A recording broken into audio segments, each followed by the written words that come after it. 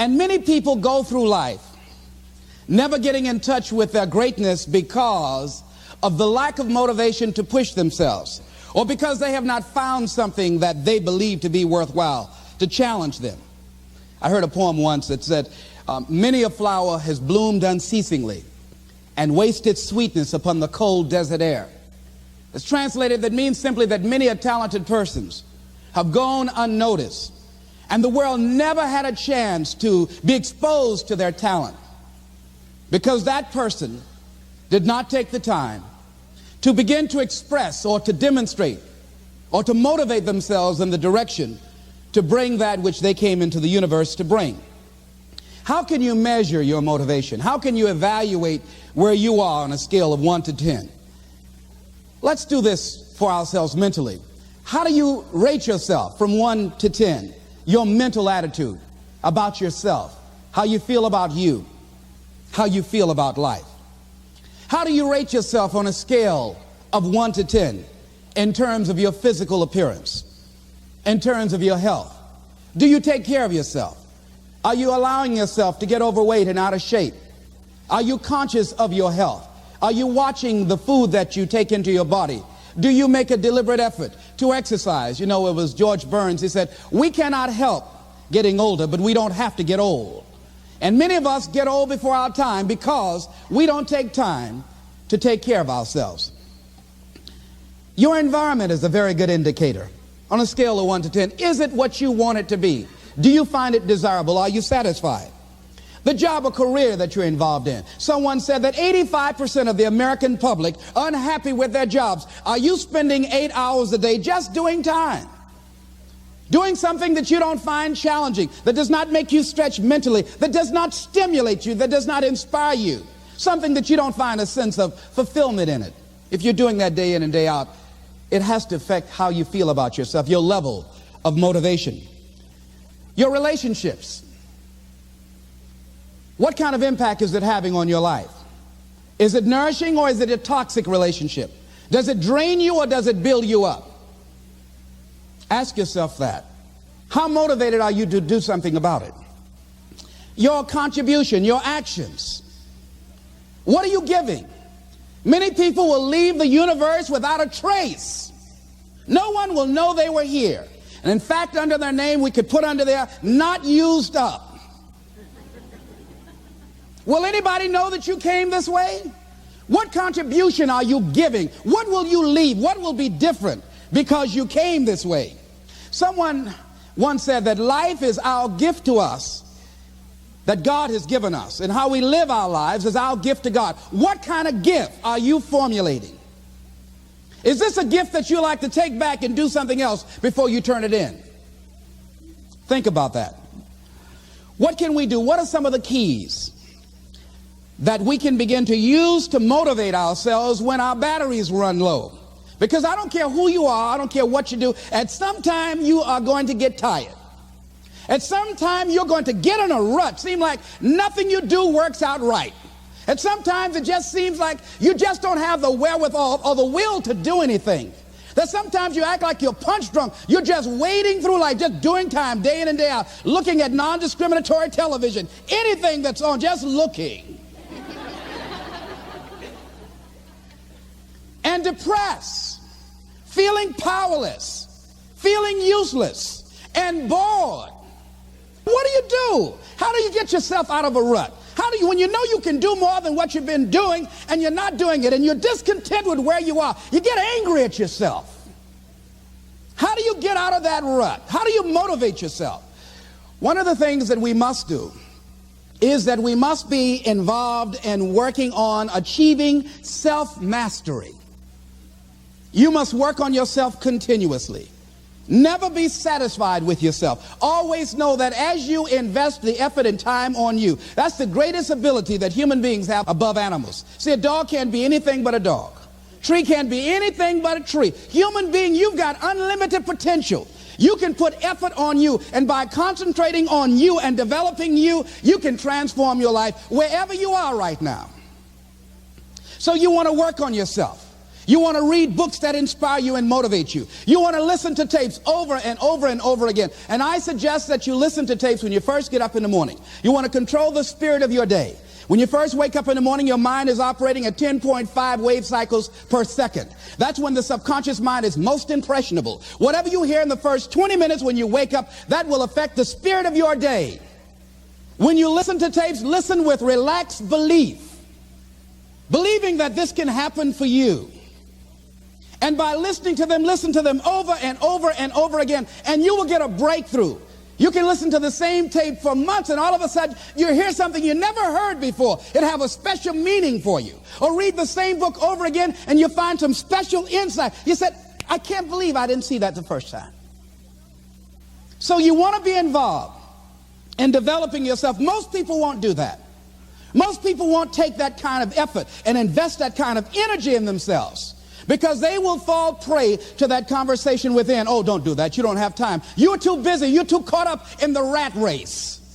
Most people won't do that. Well, they won't take time to go to lectures. They won't take time to go to seminars. They won't take time to go to classes to improve themselves. And as you continue to work on yourself, you will begin to expand your vision of yourself. You'll begin to work towards self-mastery. And you will begin to see it reflect itself in all the dimensions of your life, your mental life, your physical life, your social life, in your relationships, your monetary life.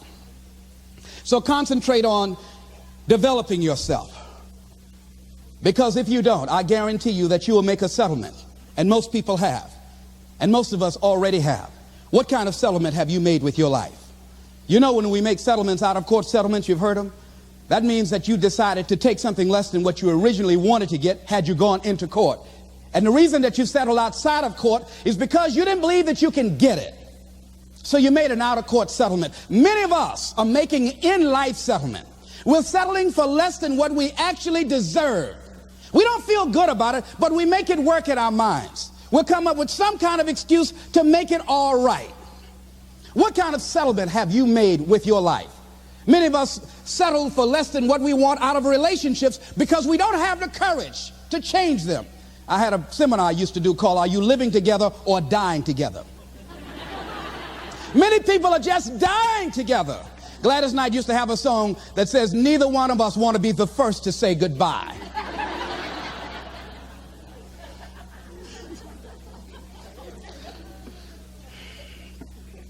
The next thing is, in order to begin to find some keys to self-motivation to drive yourself, in addition to working on yourself, and as you work on yourself, you feel good about yourself, and as you feel better about yourself, you treat yourself differently. Develop a health plan. See, you can't feel well and do well if you don't have good health. You can't perform if you don't have your health. Your health is valuable. Develop a health plan. A plan that you will follow, because this is the only vehicle that you have to carry you through this experience called life. And you want to take good care of it because you love you enough. You care enough about you. And that's not easy. It is not easy having a health plan and sticking to it. But you're worth it doing it again and again and again. I have lost 22 pounds several times. I always do it. I love potato chips. People who know me know I love M&M peanuts. I love peanut butter and jelly sandwiches. I love my mother's sweet potato pie. I love this. It's not always on my health plan, but I put it on there sometimes. I said life is too short to go without sweet potato pie. If I go tonight, I want you to slip a slice of sweet potato pie in my casket. And watch the smile on my face. Next thing is, as you take care of yourself, the next key is keys to motivation, to self-motivation. You want to live life with energy and passion. You want to make a conscious effort to be lively. See, in life, you either saying hello or goodbye. You either on the way or in the way. Leave dead people alone. Some folks just walking around looking sad. How you doing, honey? Stay away from these people. Just go away from them. It affects you.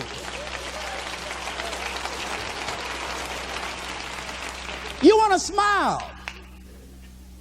You want to be happy. You got a lot to be thankful for. But you watch some of the faces around you every day. And I tell you, some of these faces, they will put you in a depressed state of mind. So you want to avoid these kind of faces. When you see them coming, turn your head. Next thing is that you want to monitor your inner conversations.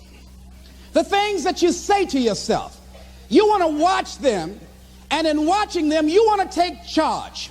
A friend of mine told me this evening, and she did it excellently. She said, I didn't want to come tonight. I was feeling so depressed. And I said, I'm going anyhow. See, that was the conversation. Oh, you really don't feel like it. You really don't need to do it. You don't really need to read anything. Forget all that. That's that inner conversation. Oh, you don't need to worry about trying to go into your own business. Forget that. You can't do that. What if you lose everything you've got? That inner conversation that stops you from doing the things you want to do less, don't do that. How can you possibly think about being a motivational speaker? You don't have the contacts, you don't have the money, you don't know the right people. You're going to get up there and your mind's going to go blank. Forget all that. You remember that time you got up before some people and you panicked? You stood up and your mind sat down? Don't you remember? And I said, yes. And then I said, shut up. So you've got to learn to stand up to yourself inside yourself and short circuit, override that conversation that's always going on. 85% of what that conversation will tell you is negative. It's negative. It will tell you you're tired when you really are not tired. It will tell you you can't do it. It will fill you with fear. So you've got to watch that conversation. And when you find it going on, you've got to stand up to it and say, I'm going to do this anyhow. I'm afraid, but I'm afraid not to do it. And I'm not going to let you stop me. The biggest challenge that you will have in life is you. There's an old African proverb that says, if there's no enemy within, the enemy outside can do us no harm. The next thing that is a key to self-motivation is that you've got to ask yourself, what do I want out of life? What do you want out of life? What do you want out of a job? What do you want out of a career?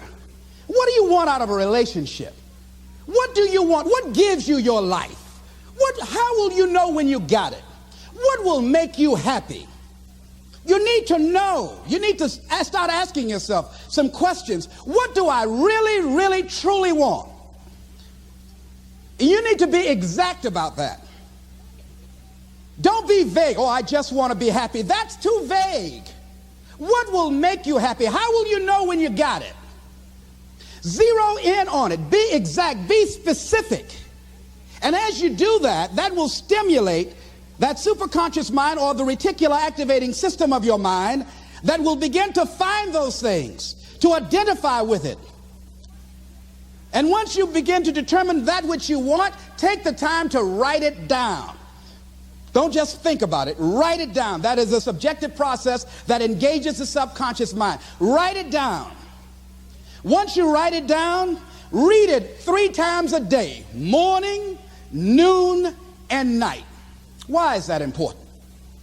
Because what it will do, it will cause you to focus. It will cause you to concentrate.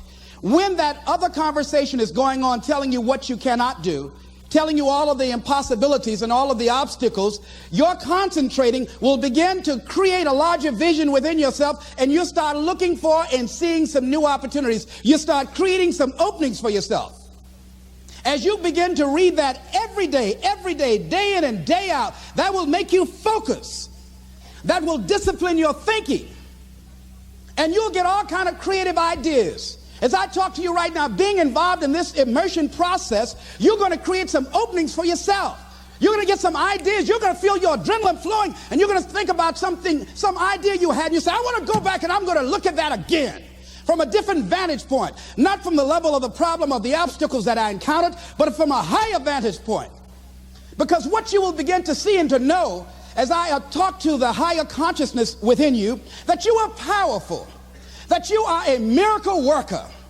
And that inner conversation has conditioned you to believe that you are not. And as you begin to discover the truth of who you are, whatever challenge that you're facing in life, and if you're living, you're facing some challenge. You'll begin to know that you're powerful and that you're a miracle maker. So as you begin to write down exactly what it is that you want, read it every day. The next thing is, see yourself there. How will you feel once you get there? What will the experience be like for you? What will be different? What kind of person do you have to become in order to get there? Visualize yourself there, living the experience. I remember when I ran for state representative in Columbus, Ohio. And I had a lot of people telling me, and you got to watch not only the conversation within, but the conversation without. Telling me, Les, you can't possibly win. You can't do that. And I went down to the legislature, and I saw myself. I knew what I wanted. I saw myself in the chair. I pointed out the chair that I wanted. I used to go and sit up in the galleries and watch the legislative process. I used to go to the committee meetings and listen to legislation being introduced. I learned how to write legislation, how to amend legislation. I started thinking like a legislator, got up every day dressing, thinking like that, selling myself on it, seeing myself in the legislature. Mr. Speaker, I'm the gentleman from the 29th House District. I'd like to introduce a bill. I went in the legislature, walked around. I had the experience of it. And when I ran and won against overwhelming odds, they were shocked. I won the election even before it was held because I was living it in my mind. You want to see yourself beyond your circumstances. You got a challenge, see yourself beyond your challenge. See yourself with the challenge already resolved. And knowing that all is well. Seeing yourself in control and in charge of your destiny. Being healthy and happy.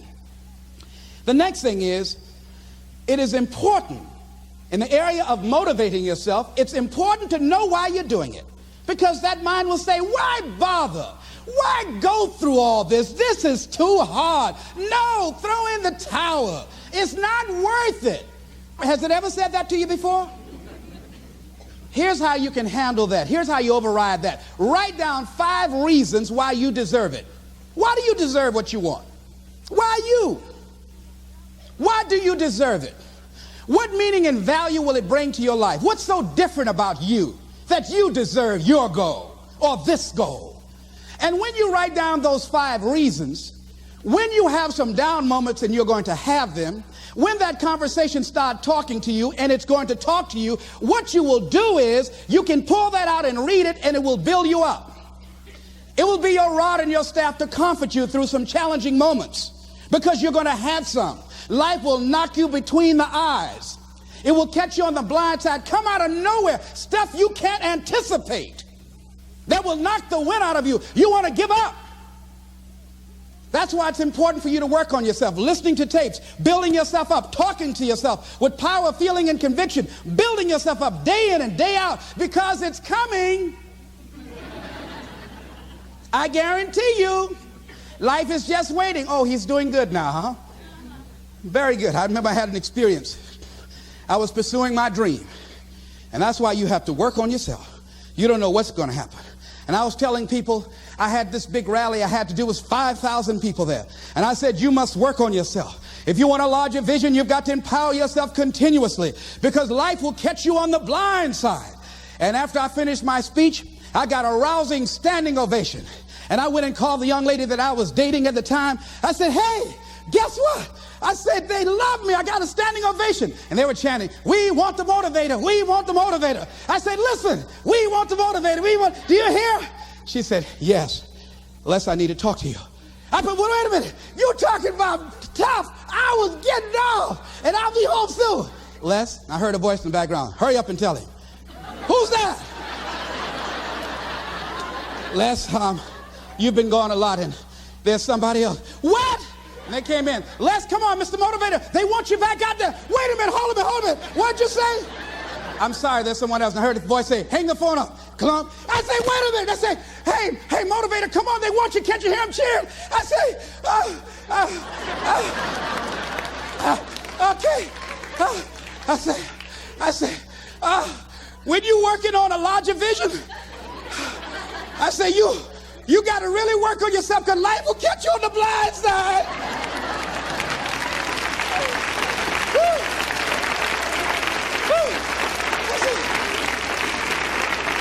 I say, you better be ready. And you better make sure you want it, because it'll make you cry. And somebody said, the Spirit is on him. Thank you, thank you, thank you, thank you. I was talking till they started blinking the lights. They had to come pull me off. And I said, you got to have a larger vision. You make sure, wait a minute, you make sure you work on yourself. They said, come on, Mr. Brown, come on. Yeah. I went back to my hotel room, and loneliness and heartbreak was sitting on the bed, said, are you coming in now? Do you have your larger vision now? How's your positive attitude? Say, get on in here. Are you still breathing? Shut up. No, you want your gold? No, I don't want this gold now. I don't. Life will wear you out. You'll be saying, no, I can't, and no, I won't. You try to read it, can't see nothing through the tears. I went plundering through the drawers in this hotel trying to find a Gideon Bible, anything, you know. I said, somebody, anybody help me. Yahweh, Yahoo, anybody. Boy, I tell you, that's why you got to work on yourself. Because life will send you some curves you cannot anticipate. The next thing is that whatever you do, you want to develop technical mastery. You want to be the best at what you do. You want to master it. See, part of self-motivation is you've got to find something that gives you a strong sense of competence. Well, you become known for that. You develop a reputation of being good at doing that. You set some high personal standards for yourself. You're not competing with anybody else. You're just unfolding yourself to be the best person that you could be.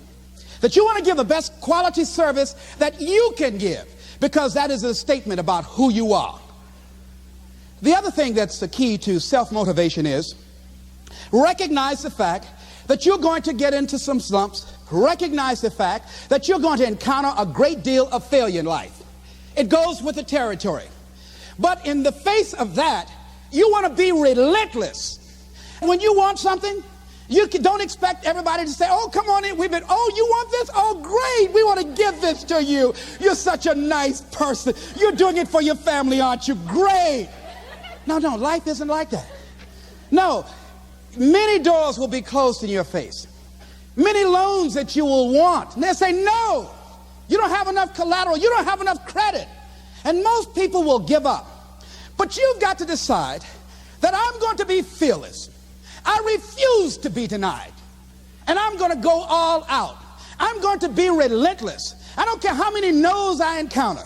I like something Isaiah Thomas said when he's getting ready for a basketball game. He said, I'm going to either shoot us in or shoot us out, but I'm not going to not do anything. And that's the way to go. You can't make a basket unless you shoot the ball. You can't hit a home run unless you take a swing at it. Most people won't even take a swing. Well, I probably won't make it anyhow. That's the conversation within. They probably won't give it to me anyhow. If you want something, you've got to be relentless. You've got to decide, I deserve this, and I'm going to have it. And you go all out to get it. That drives you. The next thing is that when you want something out of life, you've got to be willing to go into action. Don't wait around for things to be just right. Don't wait for things to be perfect. Don't wait for the ideal situation. It will never be ideal.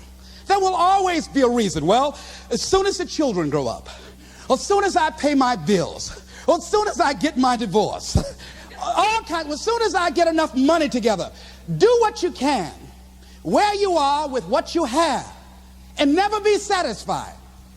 A lot of people never take a chance in life. They don't want to take any chances. They want the situation to be ideal. See, that's not walking by faith. That's walking by sight. If I can see it, I'll do it. No. That's a lot of people saying, if I can see it, I'll believe it. No. If you believe it, you can see it.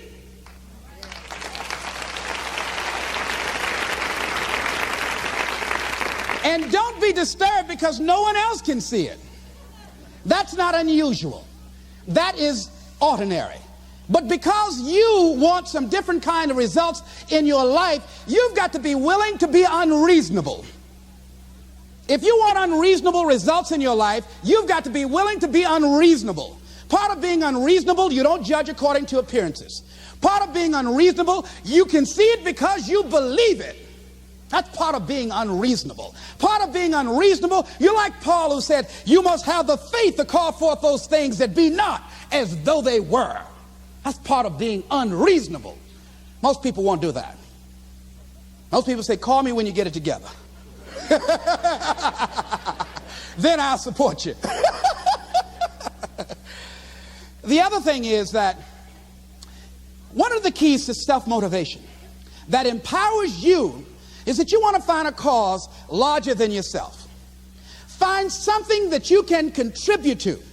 Find something that you can make a difference because you can.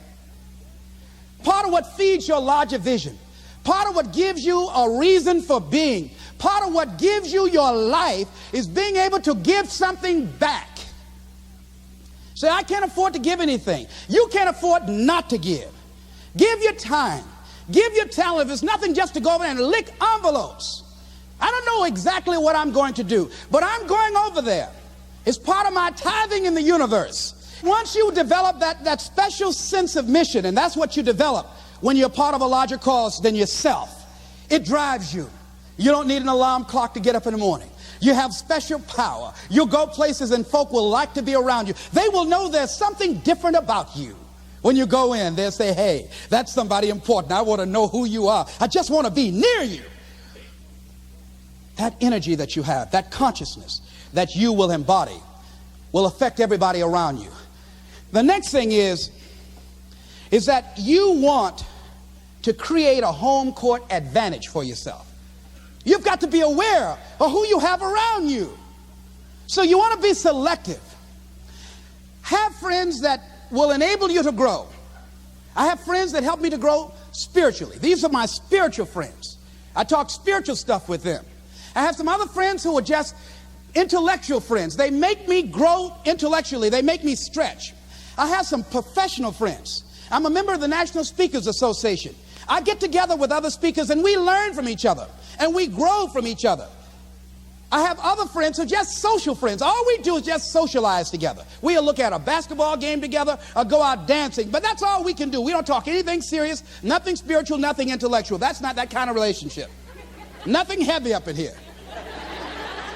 Have other friends, we walk together. That's all we can do, walk together. Talk about we're going to lose weight one day by and by for good, all right? That's all we do. Nothing else. So, according to the relationships that you develop, we grow from people and projects.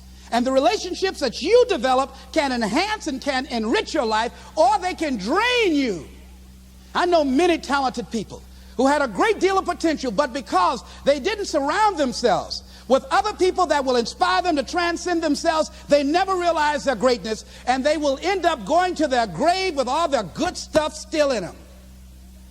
So you want to look at your relationships, the people that you're involved with, the people that you communicate with most often, and you want to ask yourself the question, what am I becoming because of this relationship? Does it inspire me? Am I motivated? Am I encouraged? Am I driven to develop myself? Am I seeking my own greatness? What kind of person am I becoming because of this relationship? Am I becoming more cynical and negative about life? Ask yourself that. The next thing is, you've got to say yes to your life. You've got to say yes. Yes to my dreams. Yes to me. Yes, I can make it. Yes, I can. Doesn't matter how many failures I've made. Doesn't matter how many mistakes I've endured. Doesn't matter about my defeats. Doesn't matter about what I've done. Yes, yes. I don't care about the fact I'm in a hole now. Doesn't matter about where I am. Yes. The last chapter to my life has not been written yet. If you judge me now, you'll judge me prematurely. I haven't exposed all my stuff yet. I'm still in the process of transforming my life. I'm still in the process of becoming. Yes. I had somebody in my life at one time told me, you'll never make it. And I said, I'll show you. And what energized me, what motivated me was something that Frank Sinatra said. He said, the best revenge is massive success.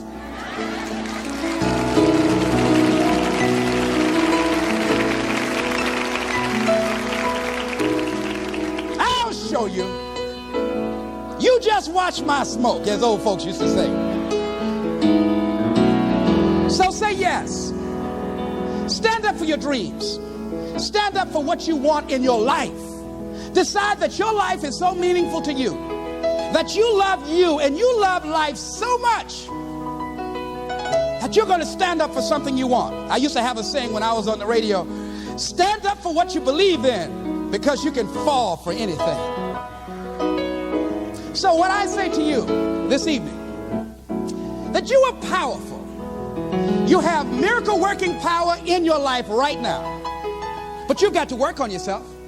You've got to develop yourself. You've got to talk to yourself day in and day out, selling yourself on you and on your potentials. And you've got to know that you are worth all of your effort.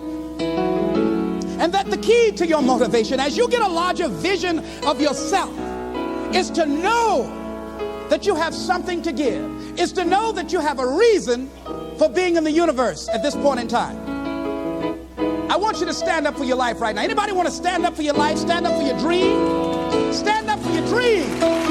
We can make a wildfire get away.